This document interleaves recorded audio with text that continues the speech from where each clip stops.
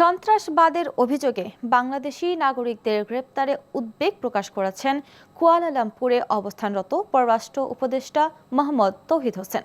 শুক্রবার 11 জুলাই তিনি উদ্বেগ প্রকাশ করে বলেন, সম্প্রতি মালয়েশিয়ার পুলিশের হাতে গ্রেপ্তার হওয়া বাংলাদেশি নাগরিকদের বিরুদ্ধে জঙ্গিবাদের অভিযোগ তদন্তে বাংলাদেশ সরকার মালয়েশিয়ার সঙ্গে কাজ করবে। কুয়ালালামপুরে 32তম আসিয়ান আঞ্চলিক ফোরাম মন্ত্রী পর্যায়ের সম্মেলনের ফাঁকে মালয়েশিয়ার পররাষ্ট্রমন্ত্রী হাজি মোহাম্মদ বিন হাজি হাসানের সঙ্গে এক দ্বিপক্ষীয় বৈঠকে এসব কথা বলেন বাংলাদেশ সরকারের পররাষ্ট্র উপদেষ্টা মোহাম্মদ তৌহিদ হোসেন। পররাষ্ট্র উপদেষ্টা বলেন, মালয়েশিয়ার সন্ত্রাসবাদের অভিযোগে গ্রেপ্তার হওয়া বাংলাদেশি নাগরিকদের বিষয়ে যথাযথ তদন্তে সরকার আন্তরিক এবং এই ক্ষেত্রে মালয়েশিয়ার সহযোগিতা চায় ঢাকা।